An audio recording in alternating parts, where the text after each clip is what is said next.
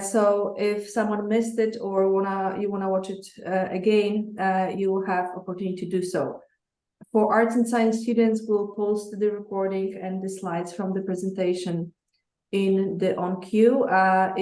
We'll also forward the recording to your coordinators in other faculties. So if you need to watch it again, please contact your exchange coordinator of your prospective faculty.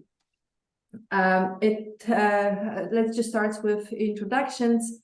My name is Dr. Margaret Maliszewska. I'm the exchange coordinator for the Faculty of Arts and Science at the International Programs Office.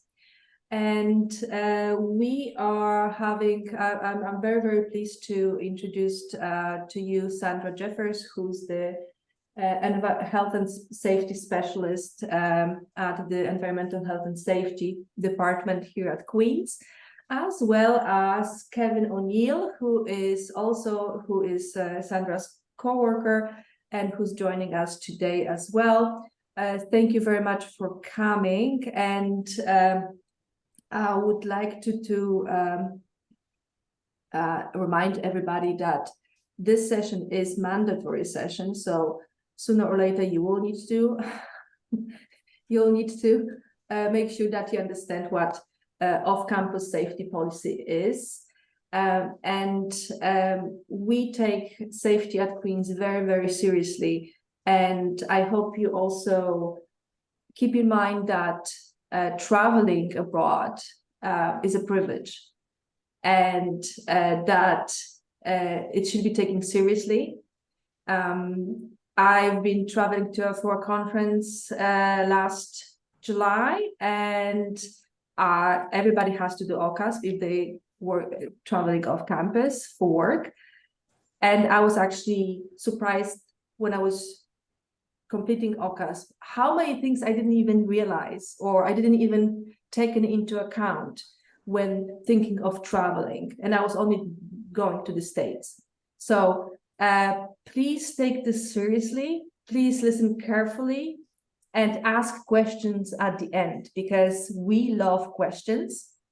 And this is a very good opportunity for you to connect directly with Sandra and get answers. And if anything is unclear, we can give you that clarification at the end. So I've talked a lot already, so the floor is yours, Sandra. Thank you very much. Thank you, Margaret. As Margaret mentioned, my name is Sandra Jeffers. I've been working in the field of student and staff and faculty mobility at the university now since about 2000. So I've been here quite some time, and my colleague Kevin O'Neill is joining us. He's new to the department and the role, but you'll be hearing his name quite a bit between now and the time that you actually leave.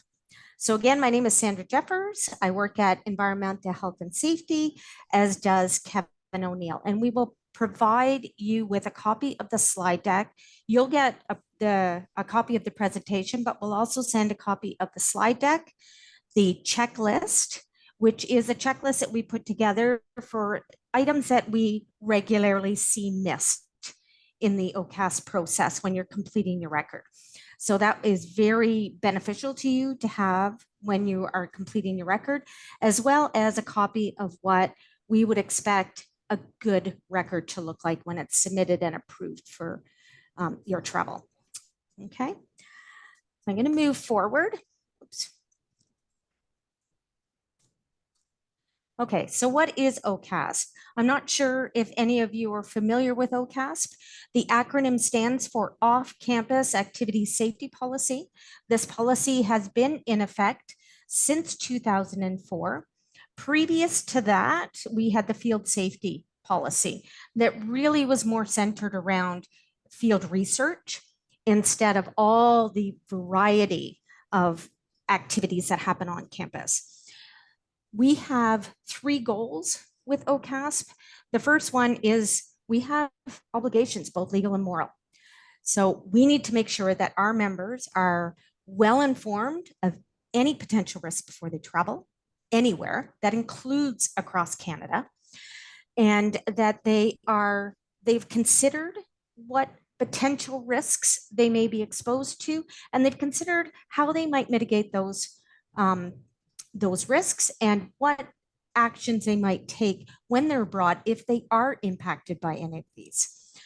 The next one is we just want to make sure that we are increasing the awareness of safety-related issues with all of our participants when you are traveling abroad.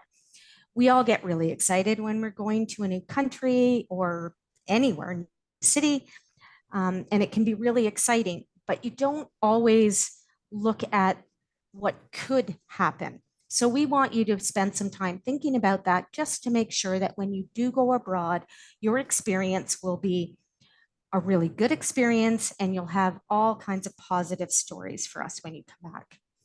The last one is we have an obligation, a due diligence to ensure that our people are well informed. I will say that part of the OCAS process is the emergency support program. That is also part of our office. So our office does monitor world news anywhere, including Canada, on a 24-hour basis. And when something happens, we do reach out to make sure that our people are aware and whether or not they need any assistance.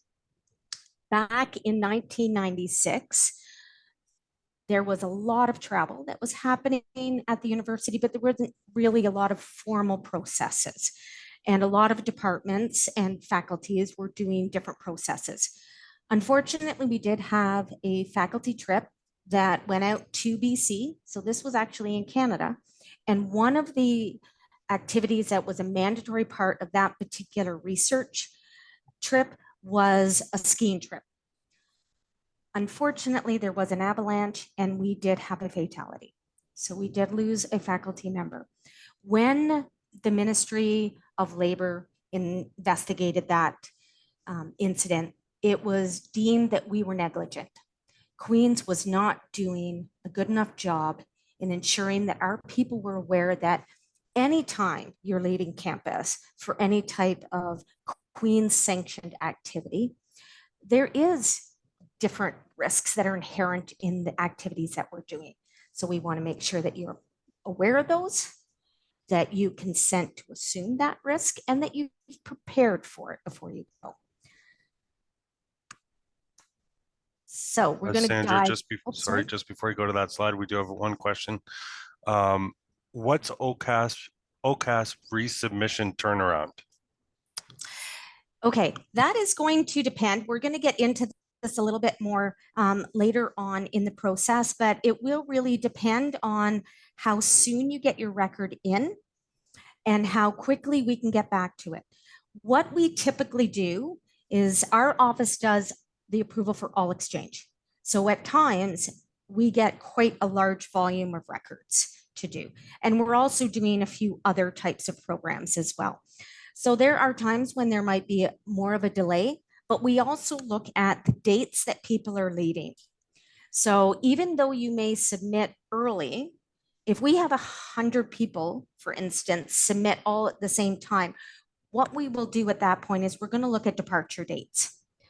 And so we're going to make sure that the people that are leaving sooner are reviewed quicker. We try and get that turnaround quickly, but at times it can take a little bit. For the winter, now with Kevin's help, things are going to be a lot quicker. So there should be no more than a 2-week delay now that we have that extra body. Thank you, Kevin.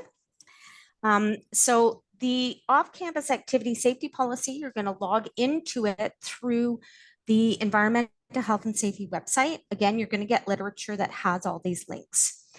When you get to this page, the yellow bar at the top is the direct link to what we have called the OCASP system, the database, the whatever, all different kinds of variations of names over the last few years. We've settled on START at this time. So you may hear us talking about START, which is the Safe Travel Activity Registry tool. You're going to click onto that to enter into the system. When you enter into the system, the first screen that you're going to see is that you are a planner of an activity. You are a planner. Anybody that's going in is planning some type of off-campus activity. Once you click on that link, this is what you're going to be presented with, is a screen where it is broken down into high risk and low risk. All undergraduate students and professional students, like faculty of law students going on exchange, are all considered high risk under the OCAS policy. So you're going to go straight to the OCAS or to the high risk category. And there will be, the first time you log into OCAS, there's only going to be one option, and it is going to be create a new safety planning record, which includes registering in the emergency support program. You don't have to do this record all in one sitting, and we encourage you not to. Take some time to consider some of the things that we're going to discuss later on in this session. When you log back in the next time, you're going to see that there is a second option, and it says continue with an existing or archived safety planning record. Make sure that if you log out and you're going to come back to your record later, make sure you choose the second option. Otherwise, it's going to be a little bit frustrating because it's going to create a new record, and it's going to look like you've lost all of the information you put into that record. You haven't. It's just because it's created a new one. So make sure that you look at continue with an existing or archived safety planning record. One thing I want to get across to everybody right at the top is, because of the recent security protocol upgrades through information technology services at Queen's, there is an automatic time out that will happen after a period of inactivity, which is usually around 10 to 15 minutes. So when you're doing your OCASP record, if you have to get something from the fridge, if you have to take a phone call, if you're having a conversation with somebody in your apartment, make sure that you hit save and quit at the bottom of the page that you're working on. That will automatically save any information that you've put into your record, and then you can come at it again and take off or continue on where you left off once you're completed doing whatever it is you're doing. There will be a pop-up window that will come up to inform you that the system is going to shut down. But if you're away from the desk when that happens, the system will automatically shut down, and the information that you've put into your record will not save. Okay, so make very sure that if you have to leave the computer, or if you are on a telephone call or something like that, hit save and quit and then come back to it. Okay. So on the second page, the activity details screen, you're going to see three options at the top. You're going to all choose the first option. The screen says 4. I unintentionally forgot to remove that. We've actually combined exchange and international letter of permission since it's the same process. So choose the first option, and then from the drop-down menu, choose your faculty. Okay, this is really important because it's what routes your record to our office for approval. So make sure that everyone is choosing that top option and then your faculty office. Okay, down at the bottom of the page, once you click that you were traveling outside of Canada, you're going to see this additional window open, or this additional box open. So there's a bit of information here that we're looking for. The first one is asking you if you are a citizen of the country that you're traveling to or have dual citizenship with that country. You may have dual citizenship, but not to the country that you're traveling to. In that case, you're going to say no. What we're looking for here is, do you have dual citizenship, or are you a citizen of where you're going? Okay, and that just makes sure that we're aware to look for any other potential hazards or risks that might apply to you that do not apply to somebody that is not a citizen of the country. An example of that would be mandatory military service. Unfortunately, we did get impacted by this. It was a number of years ago. It's probably been about 15 or 20 years ago now, but we did have a student that went to Switzerland. He had never been there before, but he was a dual citizen. He decided that it would probably be easier for him to travel on his Swiss passport, and he was going there for a full year.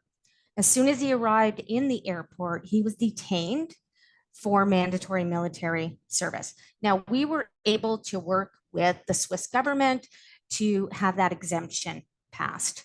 Nowadays, that would be a little bit different depending on where you're going. So it just means that you, as either a citizen or dual citizen, need to look to see if there's any specific requirements for you as a citizen going to that country.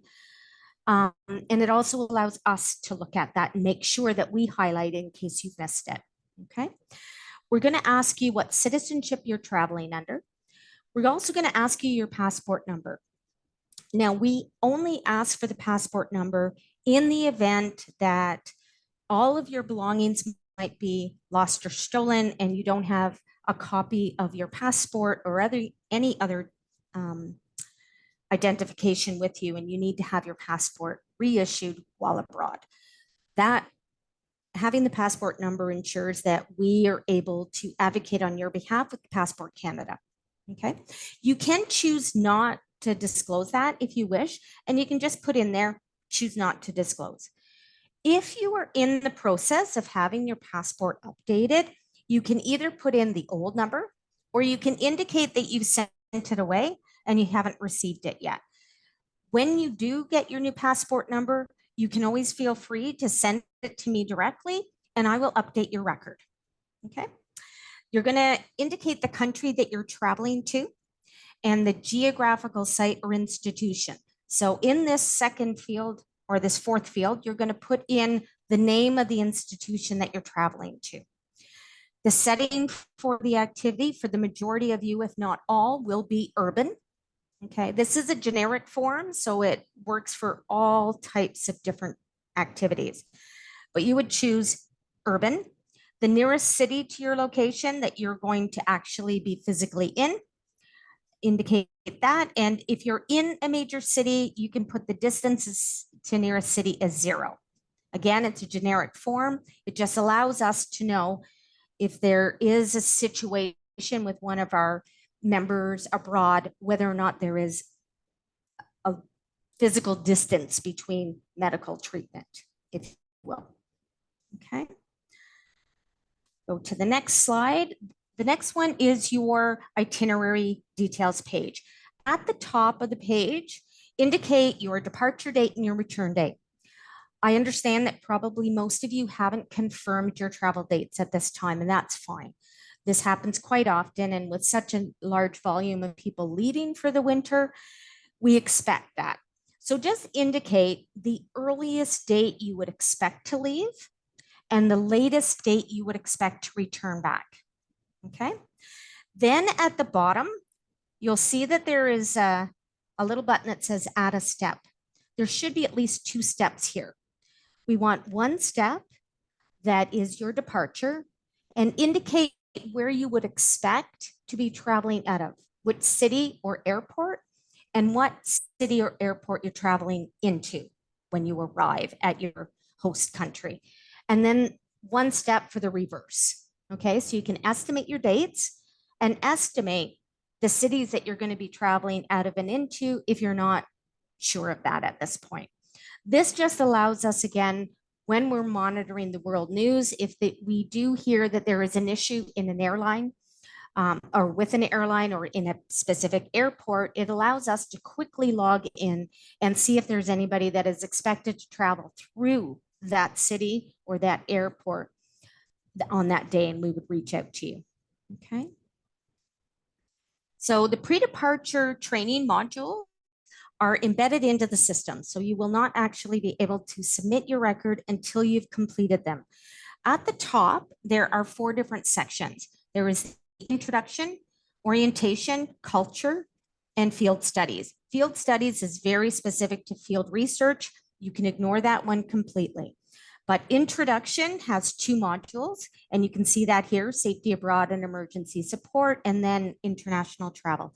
Orientation has more information about things like academic systems abroad, banking abroad, visas, passports, that sort of thing. And then there's the culture tab that has I believe it's 4 different videos. Each one of these is a short video, maybe 5 to 10 minutes long. And then at the end, you're going to have 2 questions that you'll need to answer yes. And then it records that you've completed that and you can go on to the next one. As you can see right now, I haven't done any of them because they're all showing up as red. Once you've completed them, they will show as green. Okay. And at the end of your record, you'll be able to submit. This can be done at any point. You can do it in between, or you can go and do the rest of your record and come back to it. It's really up to you how you wish to do that. Okay, so now we're going to get to the hazards and risks section of your record. This is going to take the most amount of work for each one of you. Couple things to keep in mind when you're doing this record. You know what your personal circumstances are, but we don't. We don't know if you're well traveled. We don't know if you've ever been to that country before. We don't know if you've ever been traveling on your own. So we don't know what we don't know, basically. So when you're looking at this, keep that in mind. So some of this may seem redundant to you when we're asking for very specific information, but it's because we just have no idea of what your personal situation is. And this allows us to see that you've contemplated what you're going to do and that you've got a plan in place to be safe and have a successful sojourn abroad. So this page is split into basically 2 sections. The top section is any hazards or risks that are very specific to the activity that you're doing. The activity that you're doing is exchange. So unless there is other types of activities that are mandatory parts of your exchange, you would hit no here. Okay, so most of you are going on exchange. You may choose to go mountaineering. You may choose to go snowmobiling or skiing. That is not a mandatory part of the exchange. So that you're responsible for your own health and safety during those types of activities. Okay, so if you do choose to do that, you don't necessarily have to indicate your risk management plan here, but you do need to consider it before you go abroad for a couple of reasons. One, you want to make sure that you talk to your insurance company ahead of time. A lot of these types of activities may be considered higher risk activities as per your insurance provider, and they may not cover you at all if you're participating in these activities. So you want to know, am I covered and how much am I covered for? The other thing is, if you're going skiing or mountaineering, there may be additional types of services that are required for support should there be an incident while you're skiing. Things like air evacuation or mountain rescue, something like that. So make sure that you really reach out to your insurance provider ahead of time if you think you might be participating in these activities, and just make sure that you are very well aware of the coverage that is in place, how you would use that coverage while you're abroad, and that you check yourself on the safety of the different activities that you may be doing. There is very differing rules around safety in recreational activities across the globe. So what you would expect here at a ski resort may be very, very different than you would expect somewhere else. Okay, so make sure that you look at those things before you choose an activity, just to make sure that you're going to be as safe as possible. The second part of the record is where you're going to do the most work. And this is it's any potential hazards or risks that are specific to the location. Okay, we've separated this page into a number of categories, and it's much too long for me to show the whole screen, but I just wanted to show you the top. So that under the safety and security section, there would be 3 boxes. What we would expect to see here is in the first tab, what is the potential hazard? Okay, so for an example, terrorism. Okay, we do see this quite a bit in different countries around the world. The risk is, what is the risk to you? So how can you be impacted? So for terrorism, you could be injured, or you could need to shelter in place, something like this. And then your risk management plan. What we're looking for in your risk management plans is that you've thought about how you might be able to avoid or mitigate the risk. Something like terrorism, you're not going to be able to avoid it should it happen. But what we want to also know is, how are you going to stay informed while you're abroad? Is there something like a government public alert system that notifies everybody of the terrorist level or any alerts that are happening? And what type of support is available to you while you're abroad? Okay. And don't forget to include the actions that you will take if you are impacted. Okay. So for an example with terrorism, it could be that you're going to monitor the public alert system if they have one, or the local news. If there is an attack, you're going to ensure that you shelter in place and that you follow the advice of the local authorities, and that you then reach out to International SOS, who is the third-party provider that provides support to all of our members traveling international. We're going to get into that a little bit later, but that could be your mismanagement plan for that particular incident. We're going to ask you to separate them, because then it's easier when we're reviewing hundreds of records, because we're anticipating that we could be looking at about 600 to 700 for the winter term. So it's easier if you separate them out a little bit and make sure that the plans are specific to each item. And what I mean by that is safety and security would mean crime, terrorism, demonstrations and protests, different types of hazards that might impact you. Okay. It doesn't show it on this screen, but you will see it on the literature that I'm going to send you afterwards. There's a button right below the risk management plan that says Add New. Once you click on that, it's going to open another set of boxes underneath that category. Okay, so then you can put it in, and then it's also easier for you at the end when you're reviewing it to try and see if you have identified everything. Now, probably there's a lot of people thinking, well, how am I going to know what potential hazards are awaiting me potentially? There are two different sections that we would advise you to look at. One is Global Affairs Canada, and the other one is International SOS. Both of them have a country profile for the country that you're going to be traveling to. GAC, or Global Affairs Canada, I'll refer to it as GAC from here on out. They're not quite as comprehensive as International SOS. International SOS does drill down more into various cities, and it looks at things like trigger dates. So there may be dates in specific countries where there are festivals or different types of anniversaries of something that might have happened in the country, and where it's more likely that to expect demonstrations or protests. It will give you that information more so than Global Affairs Canada will. And Global Affairs Canada is more, it has more of a political tint, of course, and it's a little bit less quick in updating their information.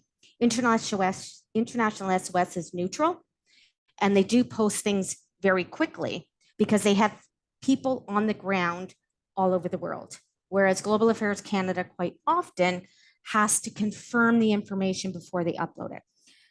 The OCASP system, when you're doing your record, has links embedded into this section. And once you click on those two links, it's going to open it up in another tab, so you can go back and forth. Okay. I do see a lot of records coming in where people have copied and pasted stuff directly from Global Affairs or from GAC into one of these boxes.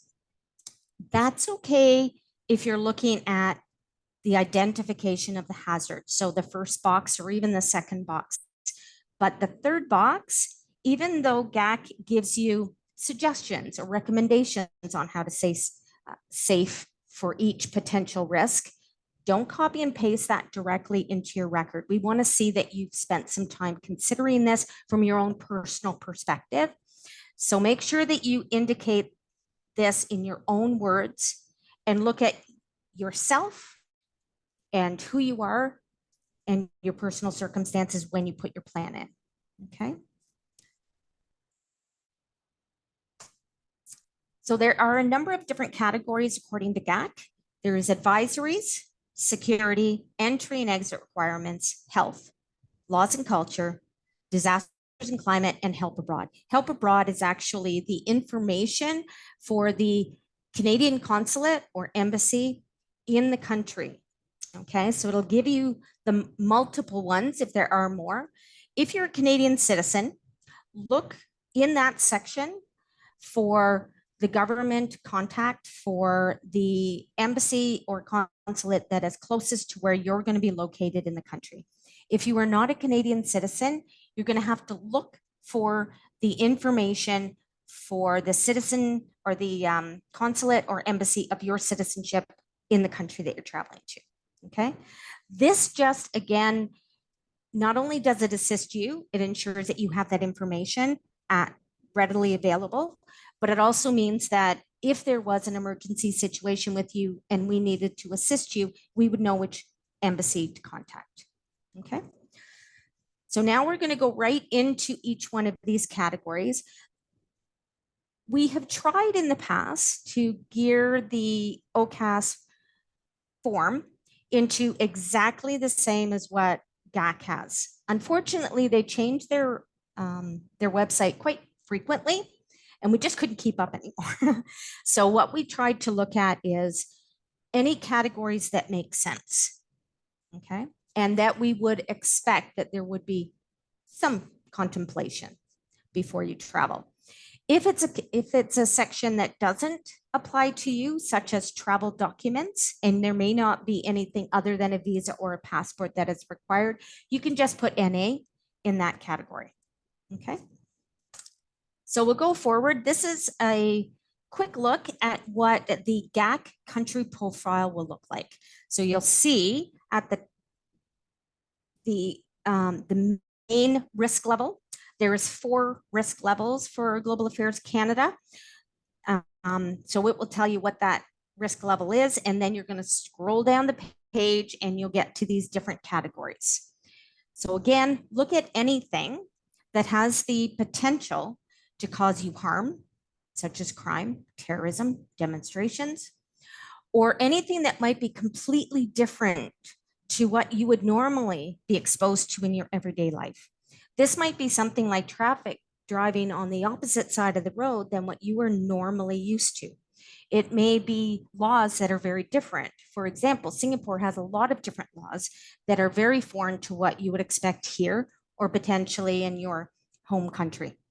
Okay, so what we're looking for is anything that's got the potential to cause harm, anything that might be completely unfamiliar to you, or anything that might be illegal here as well, but the penalties where you're going are much more severe. So here you might be fined, whereas there it could be automatic imprisonment. Okay, so those types of things are what we're looking for. So the different types of advisory levels, according to GAC, are 1, take normal safety precautions similar to what you would expect here in Canada. The next one is exercise a high degree of caution. That's considered a level 1 and a level 2. The last 2 are where we need to maybe do some additional work on, or the university needs to consider it a little bit more from an approval standpoint. So anything, if you're going to a country where there is an advisory against all non-essential travel, but it is only to a very specific part of the country and you're not going there, make sure that you identify in the risk level category that there is an advisory for example, the Fukushima area in Japan, but that your risk mitigation plan is that you're not going to be traveling there. Okay. The majority of you will not have an advisory. If by some chance, when you're doing your record, and this can change depending on what's happening in the world, If by some chance you do see that there is an advisory for the specific area that you're going to, or for the entire country, reach out to Margaret and myself, and we will work with you on what that means to you, if at all. Okay. And you'll know that because this will be brightly bolded in red. So you won't be able to miss it on the GAC profile. Okay, so the next page, we're just going to go through each one of those categories and talk about some of the things we would expect. So for crime, things like drink spiking, higher crime levels in specific areas, gang-related activity, criminals known to impersonate police officers, depending on where you're going, the profile will indicate this. Things like traffic on the left, that might be very different from what you're normally used to. Public transportation is another one. We do see quite often that GAC will indicate that you should only take official taxis. They will usually indicate what an official taxi is.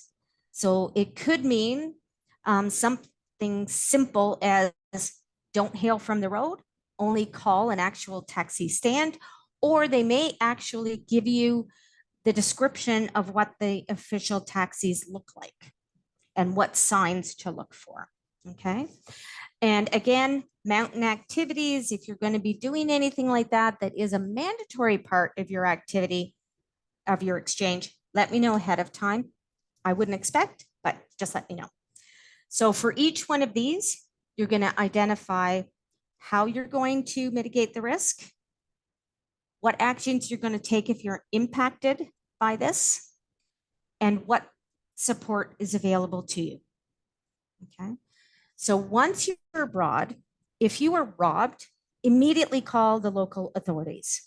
Okay. You want to get that filed immediately and reported. Then you can contact International SOS. If you have questions or concerns about your safety, but you're not sure if there is a real situation or issue, then you can contact International SOS ahead of time, and we're going to go through that on how you would do that to get their recommendations. Okay, but if it's something like robbery, make sure that you contact local authorities first, report it. Make sure that that is done immediately, then look at additional support either from International SOS or from Queens. Okay. The next one is entry and exit requirements. What we're looking for here is anything that has the potential to deny you entry into the country once you arrive, or that is not going to allow you to leave the country at the end. Okay, so not so much visa and passport, because in most areas now, you do need that. Anybody that's traveling to Europe, make sure that you look carefully for winter, what the new rules are. We used to be able to travel with just your passport. Now there's going to be a lot of different areas where you're actually going to, and especially in the Schengen area, where you're actually going to need a visa. So make sure that you check it ahead of time, okay? Because this is new. So anything where you might need specific documentation to show that you're going on exchange and that you're going to be studying, okay? The profile will tell you this, and you can go into your Solus account and you can print off a letter that says that you are traveling on exchange, okay? There might be some other things that they're going to ask for. One could be proof of an onward or return ticket, or proof of sufficient funds for the time that you're going to be there. So make sure that you look at that. And then you can always, sometimes that might be part of the visa process where you actually have to provide that proof ahead of time. So you might not be asked for it when you arrive, or you may actually have to show it to immigration once you arrive. So just make sure that you print off like a big statement and that you have all the documentation that you need before you enter. We have had a couple of situations as early as last year. As a matter of fact, we did have somebody from education that went on their practicum, and they went to Ireland. and they were required to have a specific document saying that they were doing their alternative practicum. They didn't check ahead of time. They arrived without it. They were made to return back to Canada, get their documentation in place, and then fly back, because they could not graduate from the Faculty of Education without having done their practicum, and it was their last year. So just make sure that anything that you're going to need, especially when you enter the country, you've got it. Okay. Now, on the way back, it could be a number of different things that they're looking for. It could be requirements on things that you can leave with, right? Anything that you can export. This also will come into play for importing certain things. So if you're going to a certain country, like China has very strict rules on certain things that you can bring into the country. Make sure that you carefully check that and that you were aware of everything that you're bringing with you and whether or not it's legal. And do you need any specific documentation in order to bring it with you? Okay. The next one, we're going to talk about COVID-19 quickly, because hopefully it's not as impactful as it has been for the last few years, but we are starting to hear a little bit of rumbling that we might see more variants. We might see things changing. Some areas of the world, there is still some requirements or restrictions that are involved. So make sure that on your record, you indicate that you're aware that the COVID-19 situation isn't quite done yet, and that you're aware that things could change before you leave. So you're going to have to kind of be aware of any rules before you leave to make sure that if suddenly there is a change for the country that you're traveling to, and you need to have proof of your vaccination that you've got it, or if you need proof of a negative test, anything like that, that you have it with you. So we're going to ask to see that, and make sure that you indicate on your record if you've been vaccinated and whether or not you've confirmed that the proof of your vaccination would be approved in the country that you're traveling to. Okay. You can find that in the immigration page on any of the countries that you're traveling to. It will give you that information, and so you can check it out ahead of time. So hopefully we're not going to see this again, but we want you to be prepared. The other thing is just making sure that you've checked with your health insurance provider that COVID-19 related illnesses are covered. For the majority of providers after the last 3 years, this is included. But if you were getting a different policy now through a different provider, make sure that you ask, anything COVID related, is it covered? Okay. Okay, so the next one is health. What we're looking for here is there any quarantine measures or specific screening to enter the country that you need to be prepared for? Is there any current outbreaks? And you will see that in certain areas of the world, there is some outbreaks. One is measles. So we do like to see you indicate that you're aware that measles is a potential hazard, but either you're vaccinated or you'll take steps to ensure your safety. Okay, once upon a time, we didn't ask for this information, but back in the mid-80s, there was a period of time when this was optional. It wasn't mandatory. And now there are people who, for various reasons, don't have their regular immunization. So it's just making sure that you're aware. And we do see that cases of measles are ramping up in certain areas of the world. So other things like air pollution, high altitude sickness, anything like this, especially if you have a respiratory condition or asthma, make sure that you're aware of this before you travel. Another big one is medication. Any medication that you're taking, make sure that it is legal in the country that you're traveling to.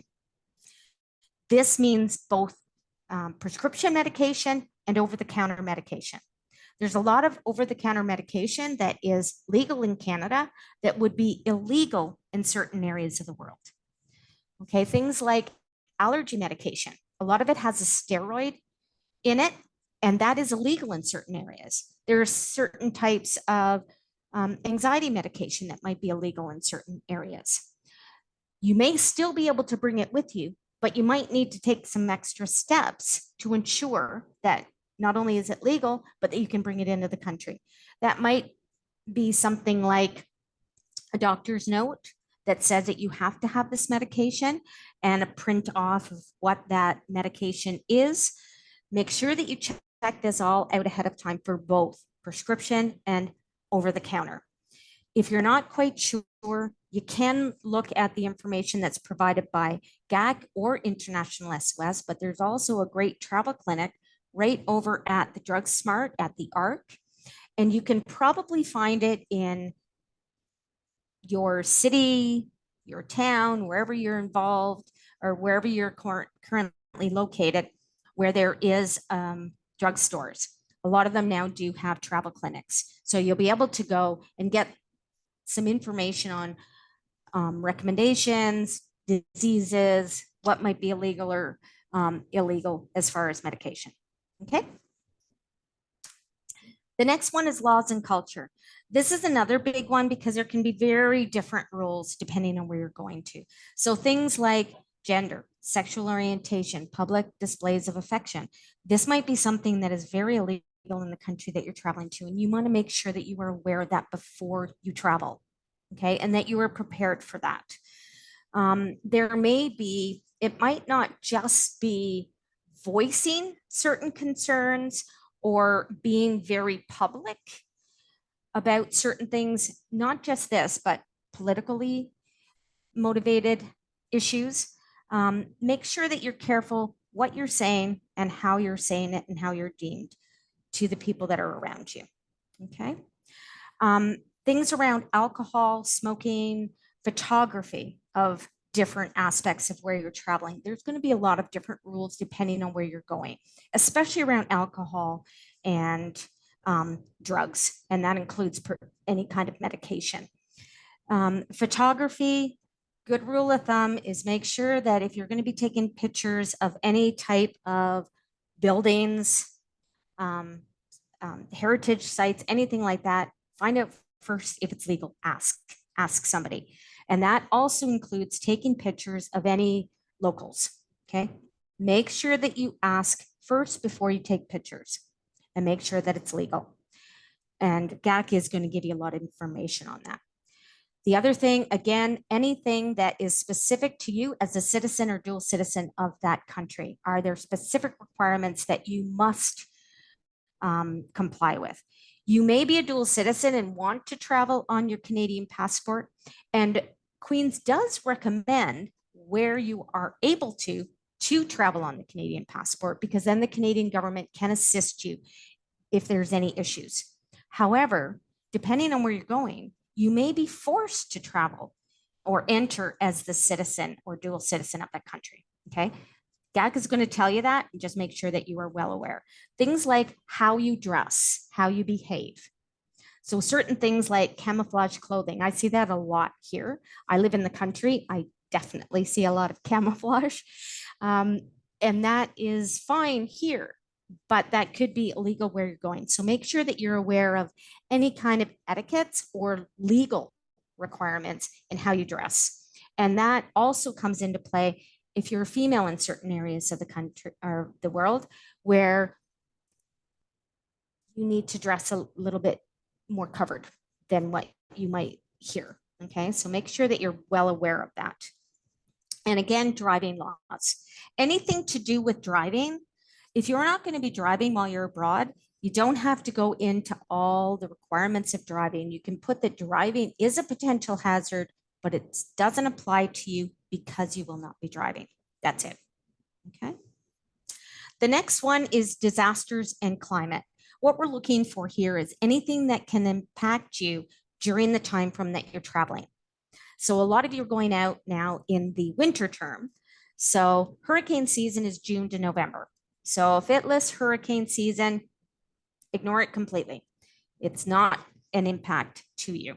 So anything that can actually happen at the time that you're traveling.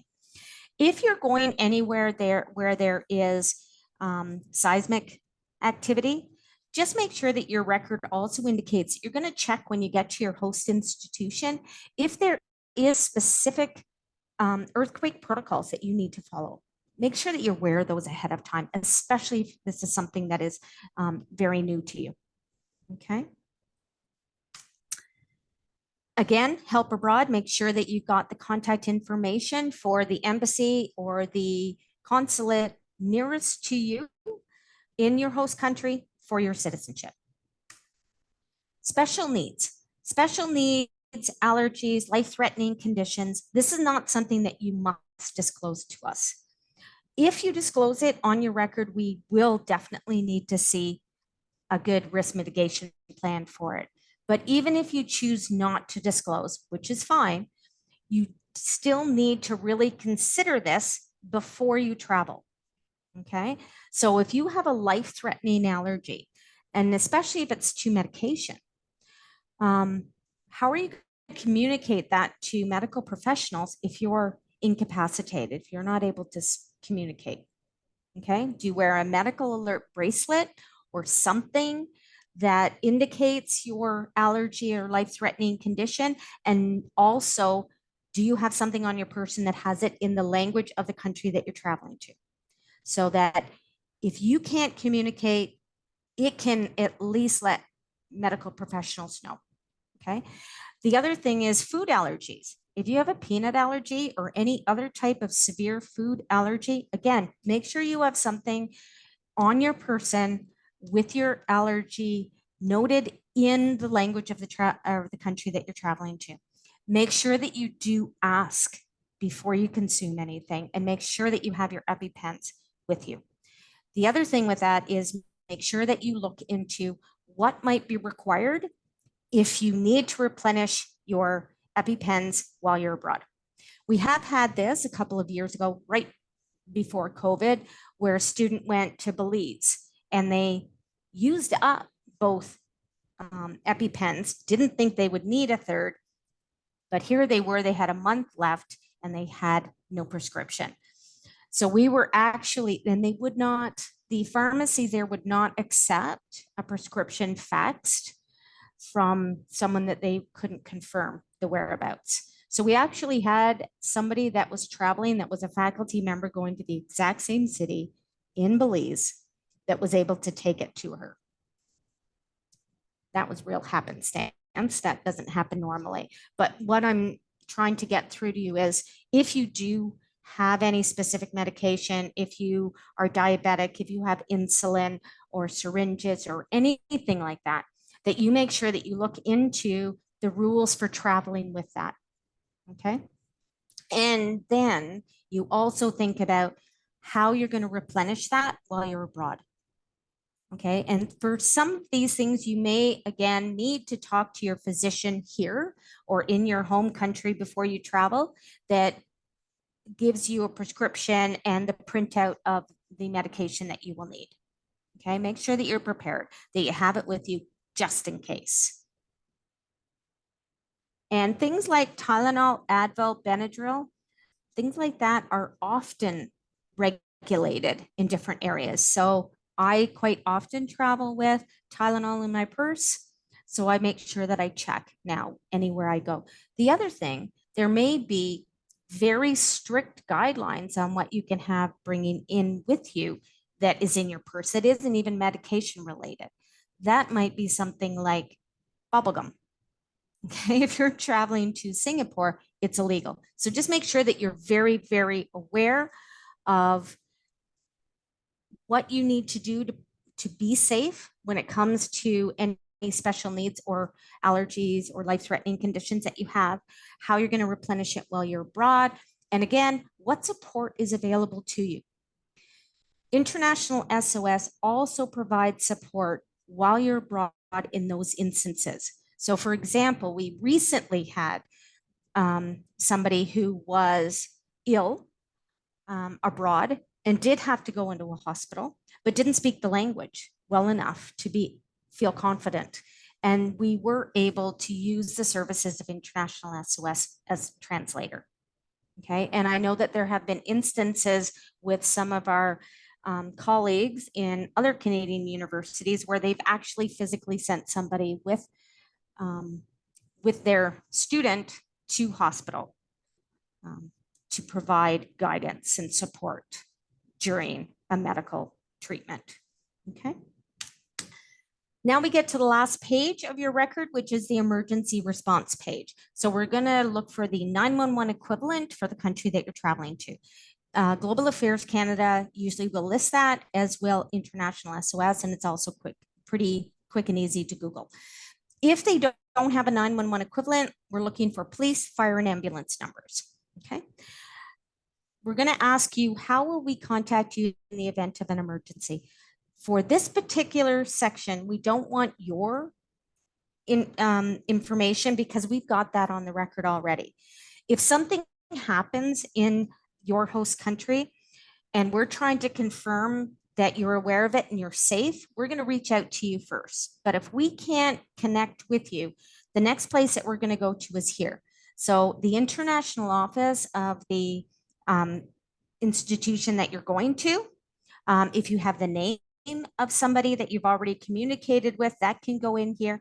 If you don't know that, it can even be the main line of the institution. Okay, it could be the residence that you're staying there, just somebody who would have some knowledge of you and could assist us in connecting with you if we couldn't connect with you directly. Okay. Then you're going to choose the program overseeing activity. So not your department, but your faculty plus exchange or international letter of permission. We get a lot of errors sometimes with arts and science because there's such a variety of departments here, but it's going to be arts and science, exchange, and international or independent study abroad. And the reason for that is in the back end of the system is the contact information for each faculty that we would communicate with if there was a situation. So it just allows us to know who to contact. In the bottom, you're going to have the contact information for 2 personal emergency contacts. So this is 2 people that you would want us to connect with on your behalf. If we've contacted you, we couldn't get in touch with you, we've asked for support from the host institution and still couldn't find you, then we're going to go to these people and see if they've heard from you. Okay, so somebody that we could contact that could assist us, maybe they've heard from you, but we, for whatever reason, the host institution and you hadn't received our emails. Okay. At the end, you're going to come to the summary page. So what you want to see here is it's all green and it says on here that it's ready to be submitted.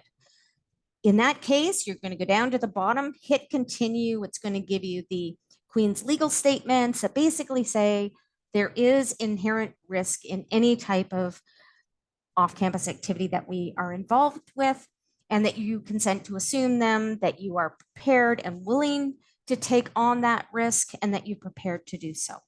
Okay, once you hit I agree, the system will automatically fire record off to us.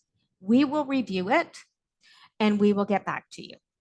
If this says red, like you see here on my screen, each section will be outlined in red if there's an error in that section. Each section has an edit button. Hit the edit button, it takes you directly to that section. Make the desired change, hit continue, it'll take you back to the summary page, and do that until it's green. Okay. So I'm going to send you all a final checklist, which just has, as I mentioned at the beginning, for anybody that might have joined a little bit later, anything that we have seen over the last number of years, probably last 10 to 15 years, of things that kind of get missed regularly. We put them all together on a document so that you can refer to it as you're completing your record. Here is an important piece. We want you to submit initially by October 1st. That does not mean that your record has to be approved by October 1st. Okay, so don't get all worried if you're really busy with school, exams, everything else that is going on, and you don't get it submitted until close to October 1st. Don't worry about it. That just means that it gives us enough time to go through that large volume of records and deal with records so that hopefully we've got them all approved before you actually travel. Okay. So once you submit by October 1st, you've kind of met that first deadline. We're going to continue to work with you until that is actually approved. All of your faculties send us a list of everybody that's going out. As soon as we receive your submission, we're going to notify your faculty office that you've met that initial deadline. And then through the different stages of your record, whether it's rejected or it's approved, we are going to update them along the way, as well as yourself. Okay. So if it's rejected, you will get an email notification from OCASP that will say it was rejected. We cannot reject it without telling you why. So once you go into your record, scroll through each page. The rejection comments will be at the very top of the page that they pertain to. I will tell you that the majority of them are on the hazards and risk page. Even if you've done a really good risk assessment on that page, you may be looking at more from your specific lens, and we need you to elaborate on something. So we will indicate exactly what we need to see. Resubmit your record. We will review it again. Once it gets past me, it goes to final approval, which is my boss, Dan Langham at Environmental Health and Safety. Very rarely would he then reject it. It's kind of my job to make sure that everything he's looking for has been met. Okay. So once it's gone past me, if it takes a little bit of time, because as you can well imagine, he can get kind of busy at different times, don't worry about it, because we are still working on it, and we are going to notify you and your faculty office as soon as it is actually approved. Okay. That's pretty much it here, but all of those emails are going to come from OCASP. Okay. So if you don't, depending on how your email client is set up and which email you're looking at, we do recommend that you use your Queen's email account. There are certain restrictions on size of the account for a lot of the free providers, and then you might not get the emails from us. But as we have seen in the last little while with all their different security measures, sometimes things go into junk mail or clutter. So if you don't hear from us, if it's been a month since you submitted and you haven't heard anything, you can send an email to OCASP. It's OCASP@queensu.ca, and it's going to be in the literature that is sent to you. That one comes directly, either Kevin or I will have access to that, and we will be able to respond to you and indicate where we are in that process. Okay. And it could mean that it was rejected, but the email went into your clutter or your junk folder. So you just weren't made aware of it. Okay. So the next one is, what types of services or resources are available to you while you're abroad or before you travel abroad? So investigate what types of student services and resources are available for you in the institution that you're going to. Do they have a student wellness center, human rights office, that sort of thing that you expect here? And if so, how would you contact them? Your international office here may have recommendations or suggestions as well. Sometimes it's other students that have been on exchange previously that might be able to give you some additional information. International SOS is also going to be a really good resource for you. They don't just provide support before or when there's an incident and there's an issue. They will also provide support and services to you before you travel. So if there is some very specific questions that you have that maybe GAC and the International SOS profile don't quite answer, or maybe we can't give you the real answer, you can also contact them and talk to a security professional from that specific region of the world. Okay. So we're going to talk about International SOS here. Again, they are the third-party provider that provides emergency support for all of our members abroad. So they have country profiles similar to GAC. They also provide things like emotional support and counseling methods. Once upon a time, probably about 10 years ago, or prior to 10 years ago, student wellness services here and our counselors here at Queen's were able to provide counseling services and support to our people abroad. But now there's been jurisdictional laws and regulations that have come into play. International SOS is going to put you in touch with somebody in the region that you're going to that is legally able to provide that counseling to you in a lot of different ways.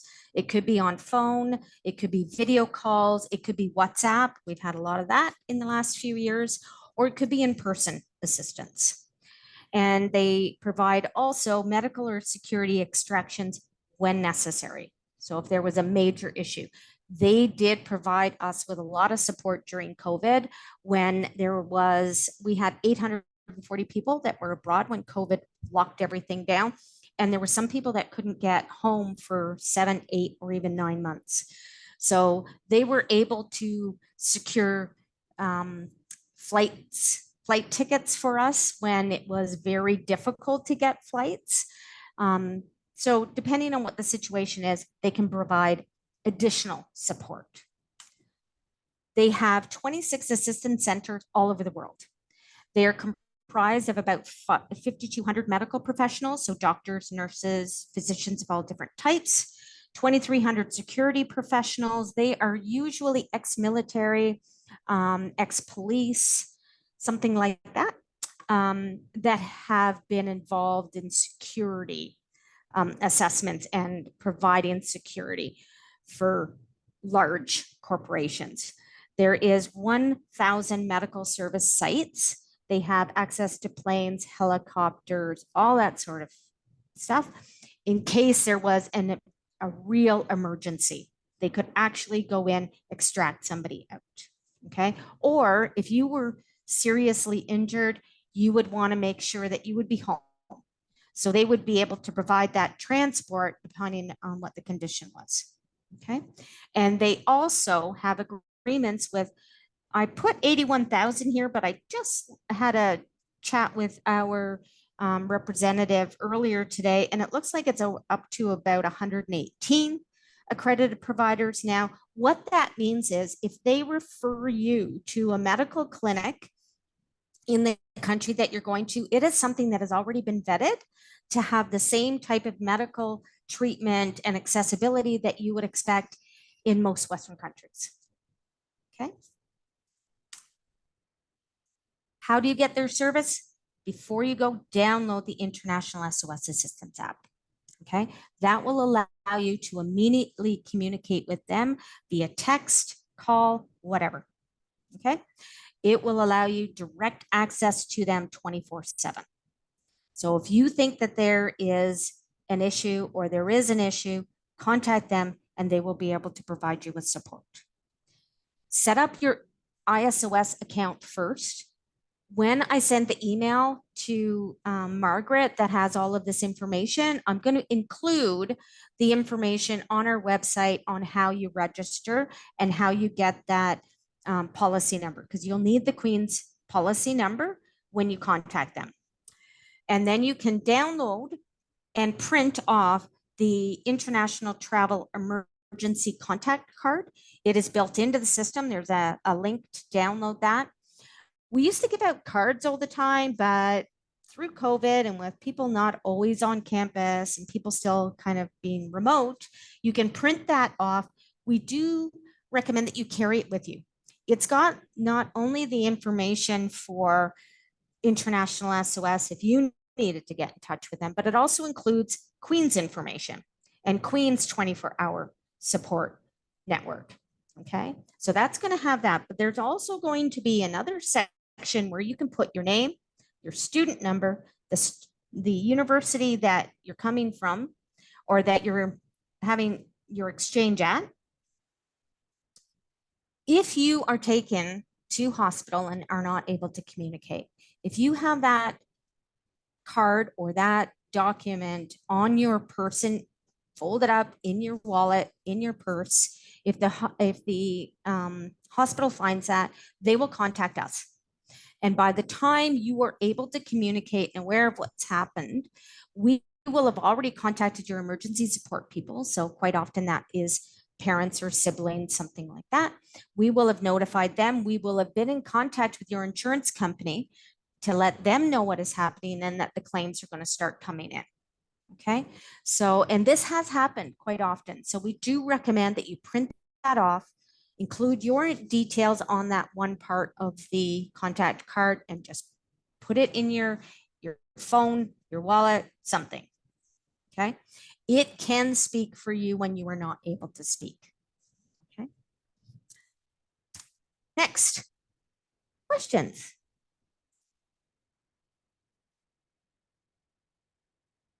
Any questions in the chat, Kevin? Sandra, if I can just add a few things that kind of occurred to me when during your presentation. And first of all, thank you very, very much for this very informative session. I swear I listened to this like a few times already, and every time I learn something new. So it's just really amazing. It's guys, I realize this is a lot of information to digest. Okay, so please do not panic. This is a very serious topic, and we take safety, as I mentioned at the very beginning, very seriously. But we are here to help you, and by we are pretty much environmental health and safety, because you are the guys who answer all the questions. So two things that occurred to me. Please, before you leave, make sure that you download the multi-factor authenticator app. Yes. So when you change the phone number, you do not lose contact with Queen's email or Queen's services. This is happening over and over and over again. And if we need to get in touch with you, we will send first email to your Queen's account. Okay. So please make sure that you are in contact with Queen's during your exchange. For the entering country, and that you might need a statement of exchange or some additional documents that confirm that you are coming as an exchange student.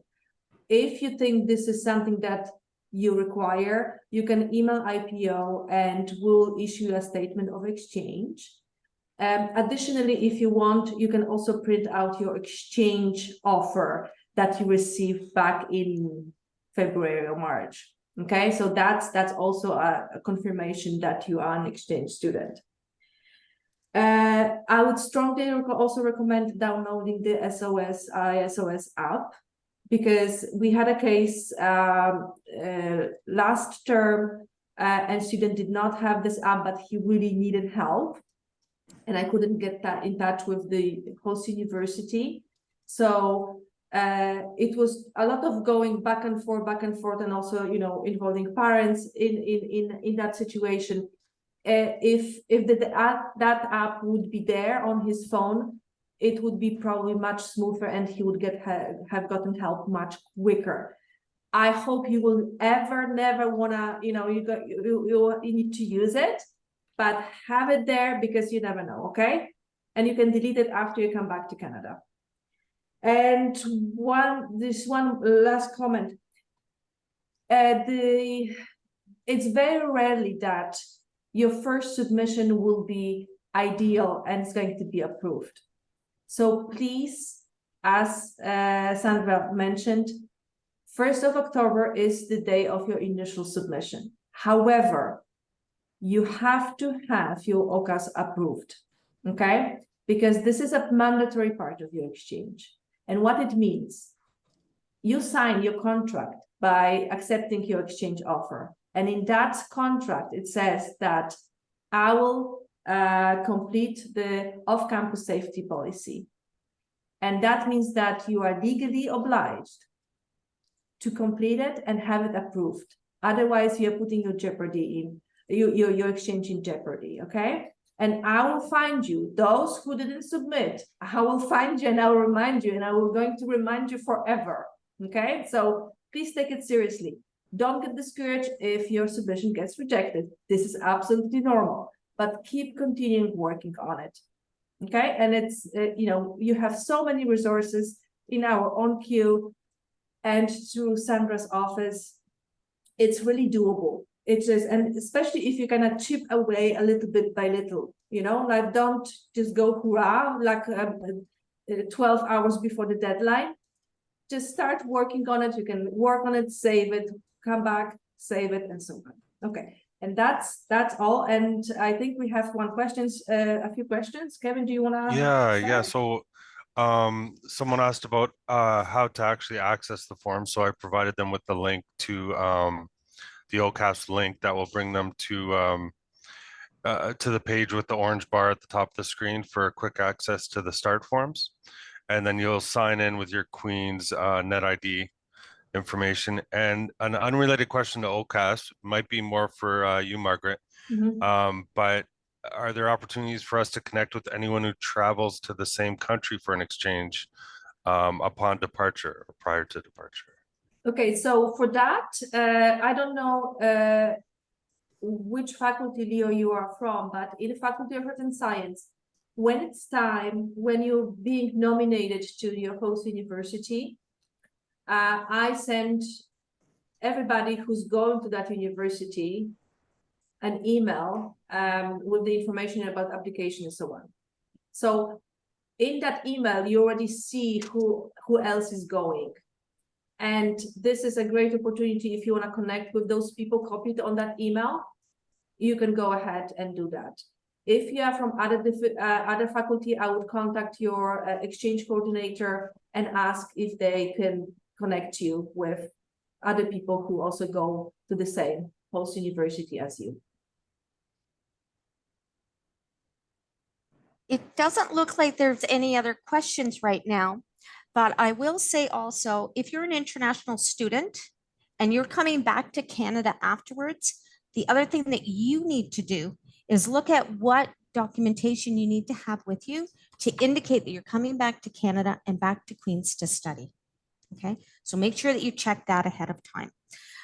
On your record, there is also an optional field where you can put in social media account information that you would allow us to use if there was an emergency situation. We have had instances in the past where telephone calls regularly we could not get through, or even regular email, but we were able to track somebody down because of their Facebook account. So if you choose to allow us to look there to try and contact you if necessary, you can put it there, but it's completely optional. I will also say that anything that you put into your OCASP record is confidential. Okay, nobody is going to see that other than really it's going to be me and Dan. We're kind of the main ones right now that will be doing the exchange reviews for the winter term. So I'm going to be working very closely with you. If you have questions, you have concerns, reach out to me at any time, okay? And we'll go through it, okay? Whatever that is, especially if it's something very unique or personal to you. Again, if you have very specific questions, if you read something in the security reports that makes you feel a little bit nervous about the current security situation in the country that you're traveling to, reach out to International SOS before you go abroad. They will provide you with somebody who is from that area and is a security expert in that region. They will be able to answer all of your questions. And it may not just be you. It might be your parents that maybe have some concerns. You can contact International SOS with your parents on the line as well. And then you can all have a conversation, especially if maybe this is the first time that you're traveling abroad in this type of way where you're going to be completely by yourself. And maybe you do have family members that are a little bit concerned about that. We do encourage you, contact International SOS. That's what it's there for. They're going to give you safety and comfort before you go abroad, because they're going to give you the real picture. Sometimes reading in the news will give you all kinds of anxiety, and the situation may be very different than what you're actually reading. Okay. We have had different programs going on and travel around the world. We're probably about 5,000 to 6,000 international travelers every year in different ways from the university. And we might have a few incidents a year. So this process really is just to make sure that you are aware, you're informed, you're prepared, and then you come back and you had a great time. It may seem like overkill afterwards when you come back and there's been no catastrophe, there's been no real situation, but that's actually meaning that the system works. That's what we want to see. So most of our students, 99.9% of people that do travel, including our faculty and staff, do not have any issues while they're abroad. But we just want to make sure that you're aware that if you do have questions or concerns, especially beforehand, reach out to me. I can answer those for you. And if it's anything that is beyond me, contact International SOS ahead of time. Okay. Sandra, Grace yes. is just looking to confirm the first submission of the plan is due October 1st. However, if the first plan is not approved, we are able to submit that resubmission after October 1st, correct? Yes, absolutely. All the way through until it's actually approved. Okay. Sometimes, especially winter term, can be a little bit challenging at times because you're just starting school, things are chaotic and hectic, and then you've got exams, and then we're going to Christmas break, and then all of a sudden you're gone. So things might catch up on you very quickly. So make sure, as Margaret said, you start ahead of time. But if things do start to get away from you a little bit, don't worry about it. You can always reach out to me. If there is a specific instance that is going to hold you back, for a period of time, if you become ill, something like that, just reach out, just let us know. No problem. We're going to work with you. If you are abroad when you're working on your OCASP, or the technology that you're using may not be working right, contact OCASP. Let me know that you're having trouble either getting into the form or with whatever the technical issue is. I can resolve that for you. And I can let you know if it's just a Queen server issue, try back again later. But if you sometimes, very rarely lately, but there has been instances where somebody's computer and the software that they have on the computer isn't communicating well with the updated information with OCASP, especially if you're using an older device. If you find that you are unable to actually include the information into the OCASP record, don't wait and get frustrated by it. Reach out to me right away, explain what's going on. I can look into the back and see what the issue is. And if it is something like technology, I can work with you on a way to complete that OCASP in a different format. Okay. So just to say, don't get frustrated during this process. Don't get anxious. Don't get overwhelmed. Help is only an email away, ocasp@queensu.ca, and we will be able to provide any assistance that you require. Any last concerns or questions? 4 minutes to go. And again, guys, please use your own Q course because everything is there. We don't hide any information from you. We share everything. So please make a good use of it. And if there are any last questions, please don't hesitate to let us know. And if not, this is a lot of information. Once you take it away, if you get questions that come up afterwards, by all means, reach out to us. We're there to help. Absolutely. Okay, so I'm stopping the recording right now.